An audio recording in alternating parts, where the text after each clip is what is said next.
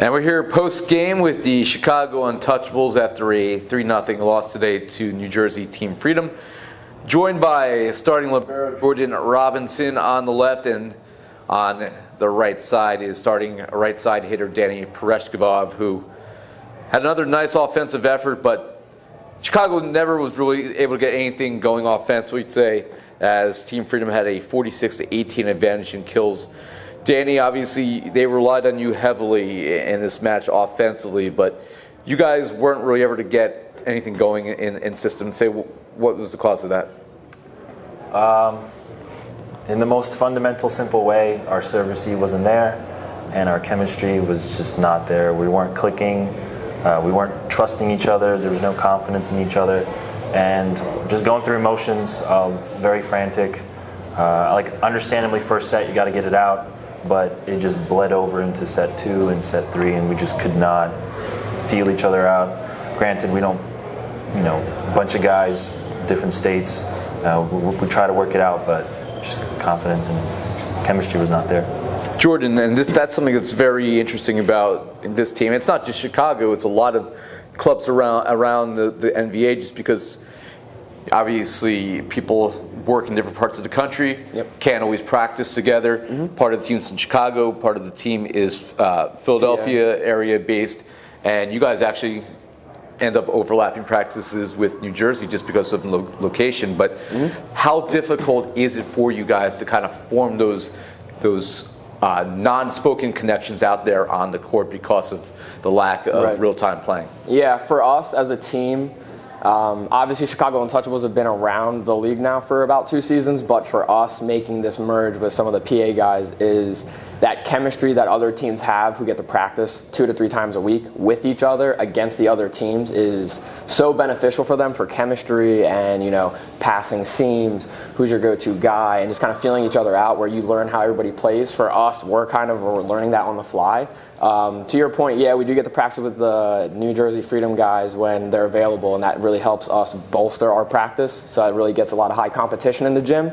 But at the same time, some of the dudes don't end up traveling with us. So who I'm passing next to that weekend, that Friday that we have practice, I come to a different event. I'm not passing next to the same person. So for us, we're going to learn as we go.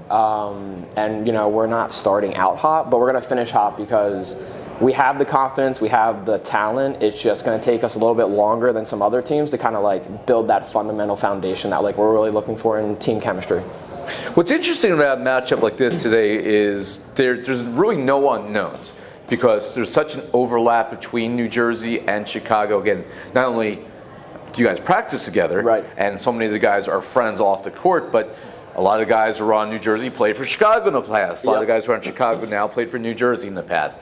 So as I kind of joked on the air, it's almost like one big dysfunctional family. But it is. When you would get into a match like this, all those unknowns are off the table. So what is emotionally a match like this like to play when you have all these connections? It's fun and it's tough and frustrating all in one giant go, because as much as you want to see your best friends succeed, we're all competitors, so nobody really wants to lose. But for them, it's kind of crazy to see how both teams have been maturing over the past seasons and the differences, because a lot of Freedom's past qualms or quirks they were a very emotional team. We really rose and fell with how we were playing at that time, and I think today's match for them, they were so cool, calm, and collected that they didn't let the emotions get the better of them in that match.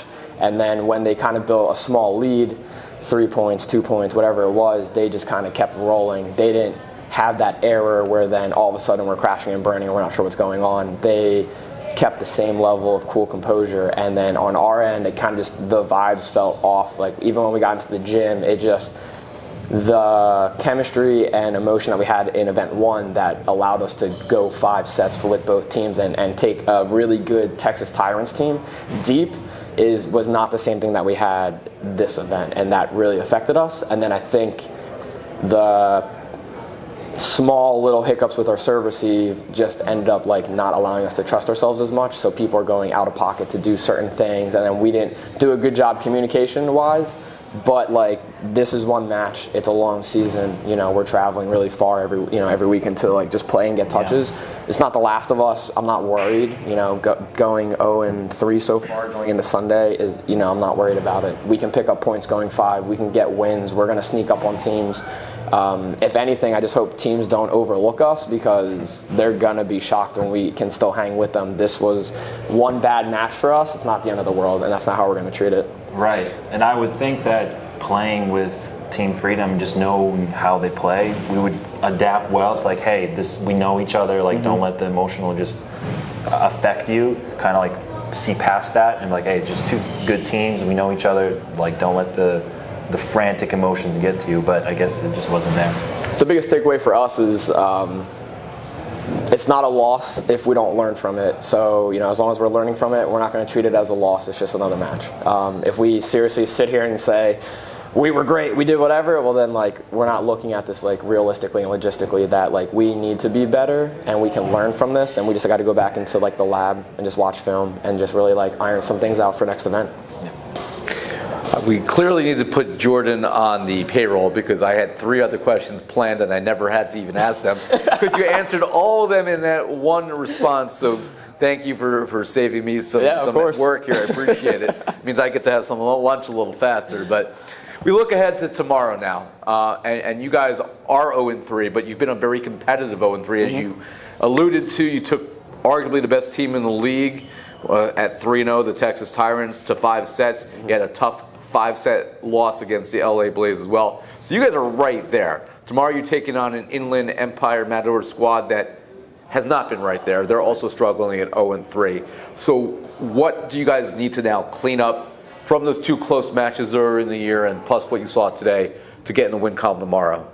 I think if we can kind of regain our confidence and our composure a little bit, I think, you know, as a team, I always look at, and people disagree with me, but most people want serve first, because it's the first attack that you get as a team, and it's kind of you against the other team from the service line, and that's great for people who have really good serves. But I, as a coach, as a player, I want to serve receive first. I want to get the first pass under my belt, get the confidence of the team, let Danny go up and like bang a ball, let our outsides go to work, maybe feed a hungry zebra in the middle. But that's how you gain momentum right off the bat. I don't want to serve first. I want to go in, earn that first point, and get rolling. So I think as long as we kind of like regain our confidence and composure for tomorrow, we should come out of the gates hot. And I think we're going to be really hungry, just because we didn't perform the way that we wanted to. So I think it's a lot of self-reflection tonight, a lot of stretching, a lot of rest, making sure we're hydrated and things like that. But, you know, really kind of just coming in ready to play. All I can say is team dinner. Hopefully it's a real good team dinner, as the Chicago Untouchables will return tomorrow against the Inland Empire Matadors, looking to avenge this loss to Team Freedom here today, as Chicago falls to 0-3 on the year. The man with the best stash in the NVA, Jordan Robinson, alongside Danny Pereshkovov. We appreciate you guys joining us. Thanks for having us, Ira. Appreciate it.